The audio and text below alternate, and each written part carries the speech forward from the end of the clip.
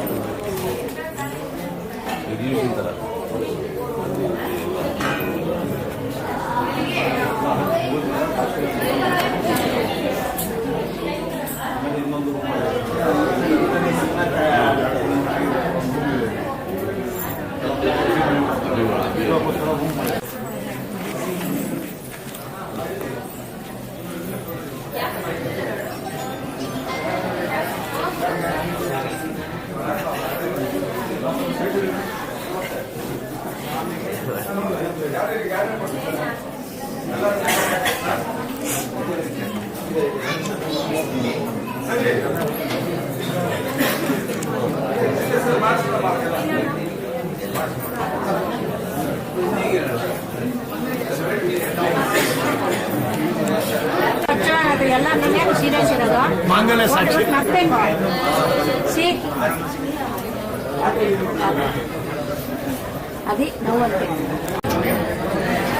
ಇದು 96 ಯಾವುದು ಮಾಡಲು ಮಾರ್ತಾಂಡ 96 ಮಾಡಲು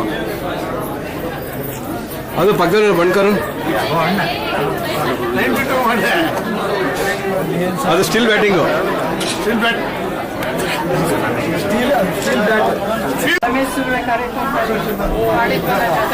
ಹೋಗ್ಬಿಟ್ಟಿತ್ತು ಅಂತ ನಿಮಿಷ ಬಿಡಿ ಬಂತ ನೋಡಿ. ಸಮಾವೇಶ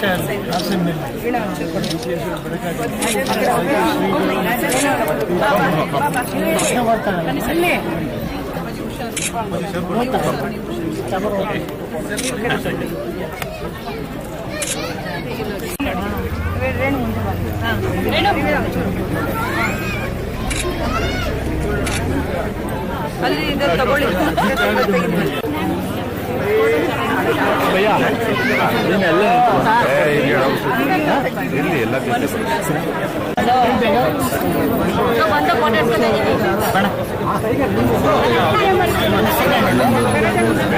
ಸ್ವಲ್ಪ ದಾರಿ ಬಿಡಿ.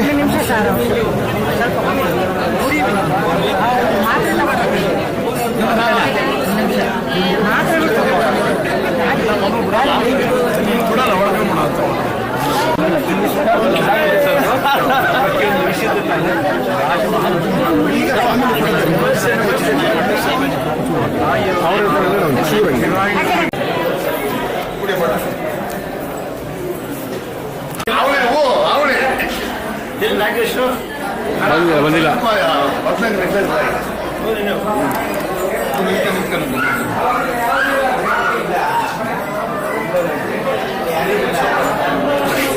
ಬರೀ ಮುಂಚೆ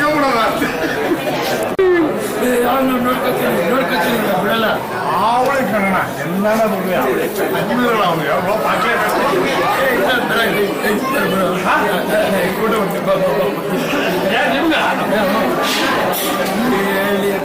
ಅಲ್ಲ ಇವತ್ತು ನಾವು ಈ ಸ್ಥಿತಿ ಫೈನಾನ್ಷಿಯಲ್ ಆಗಿ ತಲುಪ ಕಾರಣ ಫೈನಾನ್ಷಿಯಲ್ ನಾಲೆಡ್ಜು. ಇನ್ನ ಇಬ್ರು ಇದ್ದಾರೆ,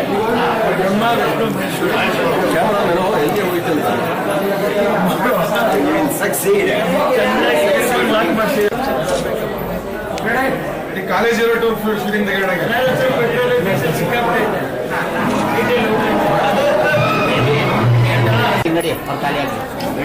ಬಂದ್ಬಿಡ್ಲಿ ಬಂದ್ಬಿಡ್ಲಿ ನನಗೆ ಯಾರು ಬಿಡಲ್ಲ ಅಂತ ಹೇಳ್ತೀನಿ.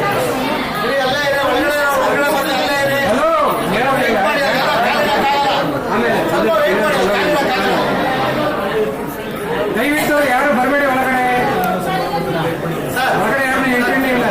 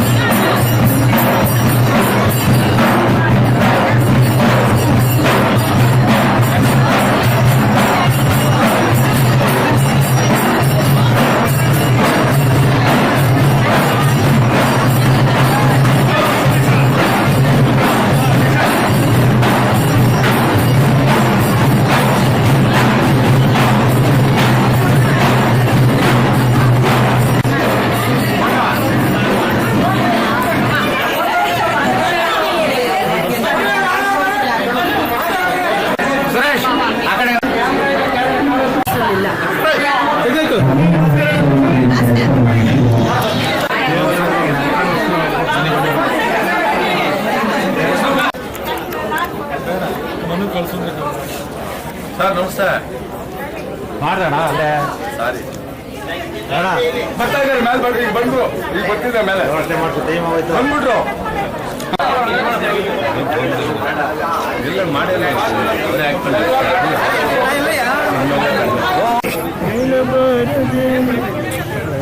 ಚೆನ್ನಾಗಿ ಆಡಿದ್ರಿ ನೀವು, ತುಂಬಾ ಇನ್ವಾಲ್ವ್ ಆಗೋಗ್ಬಿಟ್ಟಿದ್ದೀರಿ. ಅರೆ ರೆಡಿನಾ?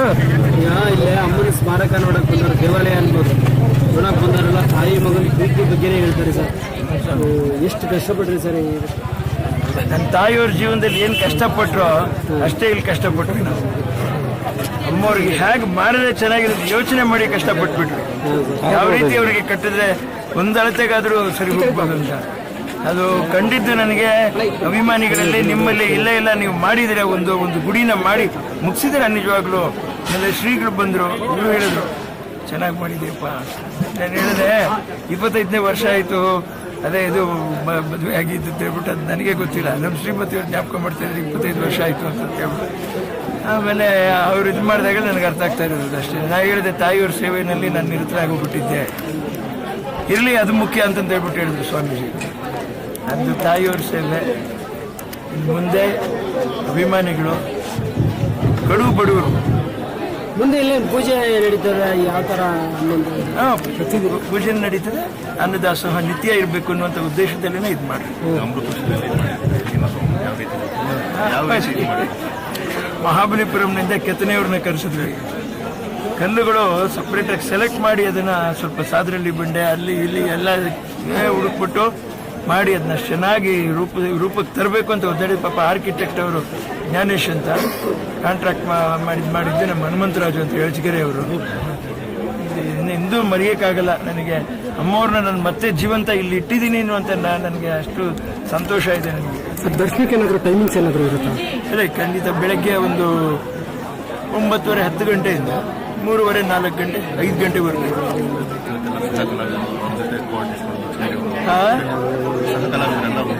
ಖಂಡಿತ ನಾವು ಹೇಳ್ತೀವಿ ಸಹ ಕಲಾವಿದರು ಅಂತ. ಒಂದು ನಿಮಿಷ ಯೋಚನೆ ಮಾಡಿ ನೋಡ್ರಿ. ಕಥಾನಾಯಕಿ ಎಲ್ಲ ನೆಗೆಟಿವ್ನೆಲ್ಲ ಎಲ್ಲಾರನ್ನೂ ಶೇಡ್ ಮಾಡಿಬಿಡೋಣ, ಬರೀ ಅವ್ರನ್ನೇ ಇಟ್ಟು ಎಷ್ಟೊತ್ತು ನೋಡೋಕ್ಕಾಗುತ್ತೆ? ಸಹ ಕಲಾವಿದರು ಅನ್ನುವಂಥದ್ದು ಒಂದು ಕೈಗೆ 5 ಬೆರಳಿದ್ದಾಗ. ಫೋಟೋಗಳ ಬಗ್ಗೆ ನಮ್ಗೆ ತುಂಬಾ ಸಂತೋಷ. ಇದು ತಾರೆಯರ ಕಲಾವಿದರ ಮನೆ ಇದು. ನನ್ನ ತಾಯಿಯವರು ಇಷ್ಟಪಟ್ಟಿದ್ದು ಕಲಾವಿದರು. ಆಮೇಲೆ ದಯವಿಟ್ಟು ಆಮೇಲೆ ನೀವು ಹೊಗಳಕ್ಕೋಸ್ಕರ ನಾನು ಮಾತು ಹೇಳ್ತಾ ಇಲ್ಲ. ವಾಹಿನಿಯವರು ಅಷ್ಟೇನೆ, ಪತ್ರಕರ್ತರು ಅಷ್ಟೇ. ವಿಜಯಮ್ಮನವ್ರನ್ನ ಮತ್ತೆ VN ಸುಬ್ರಾಯರವ್ರ ಮಗನ್ನ ಮತ್ತೆ ವಿಜಯ ಶ್ರೀನಿವಾಸ ಮೂರ್ತಿಯವರು ಇವತ್ತಿಲ್ಲ. ಅವಾಗೆಲ್ಲ ಬೈದು ಹೇಳೋರು AS ಮೂರ್ತಿಯವರು, ಅವರು ಇಲ್ಲ ಇವತ್ತು. ತುಂಬಾ ನೋವಾಗುತ್ತೆ ಮನಸ್ಸಿಗೆ. ಯಾಕಂದ್ರೆ ಆ ಪೀರಿಯಡಿಂದ ಈ ಕಾಲದವರೆಗೂ ಏನಿದೆ ಎಲ್ಲರಿಗೂ ಏನು ಹೇಳಕ್ಕೆ ಇಷ್ಟಪಡ್ತಾ ಇದ್ದೀನಿ ಅಂದರೆ, ಒಂದು ಸಾರ್ ಒಂದು ಎರಡು ಮಾತಾಡಿ ಅಂತ ಅವ್ರು ಯಾಕೆ ಕೇಳ್ತಾರೆ ಅಂತ ಹೇಳ್ಬಿಟ್ಟು ಅವ್ರಿಗೋಸ್ಕರ ಕೇಳ್ತಾ ಇಲ್ಲ. ನಮ್ಮನ್ನ ಅವರೊಬ್ಬರು ಎಷ್ಟೋ ಕೋಟಿ ಜನಕ್ಕೆ ಪರಿಚಯ ಮಾಡ್ತಾರೆ ಅನ್ನುವಂಥ ಅರಿವು ನಮಗಿರಬೇಕು. ಎಷ್ಟು ಅಭಿಮಾನಿಗಳ ಹತ್ರ ನಾವು ಹತ್ರ ಹೋದ್ರೂ ಕೂಡ ಈ ವ್ಯಕ್ತಿತ್ವ ಹೀಗಿದೆ, ನೀವೇನು ತಿಳ್ಕೊಂಡಿದ್ದೀರಾ ಅಂತ ಕೇಳಕ್ಕೆ ಒಬ್ಬ ಮಧ್ಯವರ್ತಿ. ಫೋಟೋಗಳು ಸೆಲೆಕ್ಟ್ ಮಾಡಿ ಫೋಟೋ ಇದು ಮಾಡಿ ಡ್ರಮ್ ಸ್ಕ್ಯಾನಿಂಗ್ ಮಾಡಿ ನಿಮ್ಗೇನು ಹೇಳುವಂಥದ್ದಿಲ್ಲ. ನಾವು ಎಲ್ಲ ಟೆಕ್ನಿಕಲ್ ಮುಂದುವರೆದವ್ರು. 62-63 ಫೋಟೋಗಳು. ಆಮೇಲೆ ಇದು ಅಮ್ಮವರ ಚರಿತ್ರೆ, ಆಮೇಲೆ ಅವರ ಲೈವ್ ಇದು ಏನೇನು ಪ್ರೋಗ್ರಾಮ್ಸ್ ಆಗಿದೆಯೋ ಎಲ್ಲ ಅದರ ಕ್ಲಿಪ್ಪಿಂಗ್ಸ್ ಹಾಕಿ ಅದರಲ್ಲಿ. ಆಮೇಲೆ ಅಮ್ಮವರ ಸಮಾಜಮುಖಿ ಕೆಲಸಗಳು ಏನೇನಿದೆಯೋ ಅದು ಹಾಕಿ.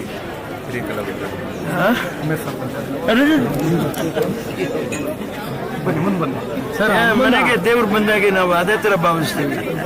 ಇಲ್ಲಿ ಲೋಕಲ್ ಅವ್ರು ಹೇಳ್ತಿದ್ರು ಅಮ್ಮನ ಆತ್ಮ ಇಲ್ಲಿ ಜೀವಂತವಾಗಿದೆ, ಏನಾದ್ರು ಹೇಳ್ಕೊಂಡ್ರೆ ಅದು ಆಗ್ತದೆ ಅಂತ. ಅದ್ರ ಬಗ್ಗೆ ಸತ್ಯ ನೋಡಿ, ಮೊನ್ನೆ ಲೆಜೆಂಡ್ ಅಂತ ಯಾವುದೋ ಒಂದು ಇದರ ಮುಹೂರ್ತ ಇಲ್ಲಿ ಮಾಡ್ಕೊಂಡು ಟೀಸರಿನ ನೋಡಿ, ನಮ್ಗೆ ಅಮೋಘವಾದ ಇದು ಚೆನ್ನಾಗಿದೆ. ನಮಗೆ ಮದುವೆ ಮಾಡ್ಕೊಳ್ರಿ, ನಾನು ತುಂಬಾ ವಿಜೃಂಭಣೆಯಿಂದ ಮಾಡಿಬಿಡಿ. ಸುಮ್ಮನೆ ಸಿಂಪಲ್ ಸಾಧಾರಣವಾಗಿ ಅಲ್ಲಿ ಎಷ್ಟು ನಾನು ಚಿನ್ನ ಹಾಕ್ತೆ ಬೆಳ್ಳಿ ಹಾಕ್ತೆ ಅನ್ನೋದಕ್ಕಿಂತ ಕಟ್ಕೊಂಡು ನಾನು ಹೇಗೆ ಬಾಳ್ತೀನಿ ಅನ್ನೋದು ಅದು ಚಿನ್ನ ಬೆಳ್ಳಿ ಬಂಗಾರ ವೈಢೂರ್ಯ ವಜ್ರಕ್ಕಿಂತ ಭಾರಿ ದೊಡ್ಡದು. ಕಟ್ಕೊಂಡು ಬೇಗ ಅಯ್ಯೋ ಸಾಕು ನಿನ್ ಸಹವಾಸ ಅಂತ ಈ ಕಡೆ ಎರಡು ಮಕ್ಕಳಿಗೆ ತಿರ್ಕೊಂಡು ಹೋಗ್ಬಿಟ್ರೆ ಏನಿದೆ? ರಾತ್ರಿ ಮಳೆ ಬಂತು ಕೊಟ್ರೆ ನಮ್ಮ ಮದುವೆಗೆ ಸರ್, ರಾತ್ರಿ ಮಳೆ ಬಂತು, ಈಗ ಮಳೆ ಬಂದೇ ಇಲ್ಲ. ಏನೋ ಕೇಳ್ಕೊಂಡು ಭಗವಂತನ ಲೀಲೆ, ನಿಮ್ಮೆಲ್ಲರೂ ಪ್ರೋತ್ಸಾಹ ಪ್ರೀತಿ ಎಲ್ಲ ಕೇಳ್ಕೊಂಡಿರುತ್ತಲ್ಲ ಅಮ್ಮನ್ನ ಪ್ರೇಯರ್ ಮಾಡಿದ್ರೆ. ಖಂಡಿತ ಪ್ರತಿಯೊಬ್ರು ಕೇಳ್ಕೊಂಡಿದ್ದಾರೆ. ಈ ಭಾಗದಲ್ಲಿ ವಿಮಾನ ನಿಲ್ದಾಣ ಬರ್ತಾ ಇದೆ. ನಾನು ಉಪಮುಖ್ಯಮಂತ್ರಿಗಳನ್ನ ಅರ್ಧ ಸ್ವಾಮಿ ಕಾರ್ಯನೂ ಆಗ್ಲಿ ಸ್ವಕಾರ್ಯನೂ ಆಗ್ಲಿ ಅಂತ ಹೇಳ್ಬಿಟ್ಟು ಈ ವಿಮಾನ ನಿಲ್ದಾಣ ದಯವಿಟ್ಟು ತಳ್ಳಾಕಿ ಈ ಜಾಗದಲ್ಲಿ ಬೇಡ, ಎಲ್ಲ 2 ಎಕರೆ 1 ಎಕರೆ ಇಟ್ಕೊಂಡು ಒಂದು ಇಡೀ ರಾಗಿ ಬಿತ್ತನೆನಲ್ಲಿ ಕಣಗ ಬೆಳೆ ತಿನ್ನುವಂತ ಜನ ಪಾಪ ಕಷ್ಟಪಡ್ತಾರೆ ಅವರು. ಅದನ್ನ ದಯವಿಟ್ಟು ಇದು ಮಾಡಬೇಕು ಅಂತ ನಾನು ಇನ್ನು ಭವಿಷ್ಯದಲ್ಲಿ ನಾವು ಹೋಗಿ ವಿಧಾನಸೌಧಕ್ಕೆ ಹೋಗಿ ಖಂಡಿತ ರೈತರನ್ನ ಎಲ್ಲರನ್ನೂ ಕರ್ಕೊಂಡು ಹೋಗಿ ಖಂಡಿತ ನಾವು ಕೇಳ್ಕೊಳ್ತೀವಿ. ಖಂಡಿತ ವಿಮಾನ ನಿಲ್ದಾಣ ಇಲ್ಲಿ ಬೇಡ. ಉಪಮುಖ್ಯಮಂತ್ರಿಗಳೇ, ಮುಖ್ಯಮಂತ್ರಿಗಳೇ, ಇದು ನಮ್ಮ ಗ್ರಾಮಸ್ಥರ ಪರವಾಗಿ ನನ್ನ ಕಳಕಳಿಯ ವಿನಂತಿ. ಅವರ ಕಣ್ಣೀರು ಇದು ನಿಜವಾಗ್ಲು. ಯಾಕಂದ್ರೆ ಈ ವ್ಯವಸಾಯ ಮಾಡೋರು ಹೋಗ್ಬಿಡ್ತಾರೆ. ಇನ್ನು ನಮ್ಮ ಕರ್ನಾಟಕದಲ್ಲಿ ವ್ಯವಸಾಯ ಆದಂಗೆ, ರಾಗಿ ಬೆಳೆದಂಗೆ, ತೊಗರಿ ಬೆಳೆದಂಗೆ, ಅಲಸಂಡೆ ಬೆಳೆದಂಗೆ, ಇನ್ನೆಲ್ಲವರೇ ಬೆಳೆದಂಗೆ ಇನ್ನೇನೇನು ಸ್ವಾಮಿ ಹೇಳ್ಬೇಕು?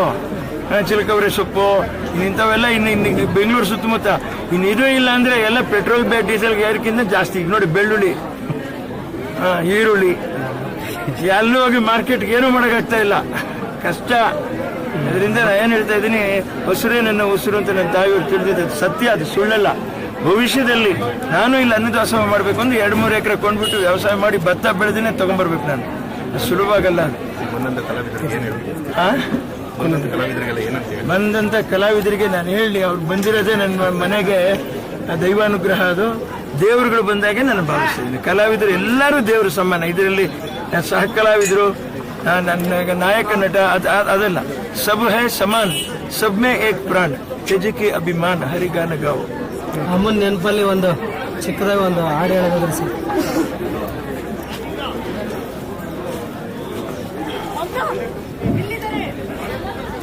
ನೀ ಕೊಟ್ಟ ಪ್ರಾಣವನ್ನು ನಿನಗಾಗಿ ನೀಡುವಾಗ ನಾ ಕಾಣದ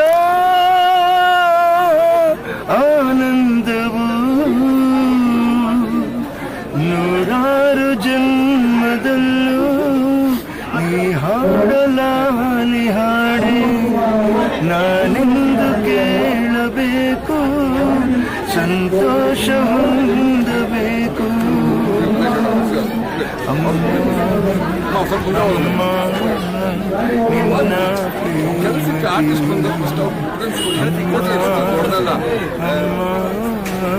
ನಿನ್ನ ತ್ಯಾಗಕ್ಕೆ.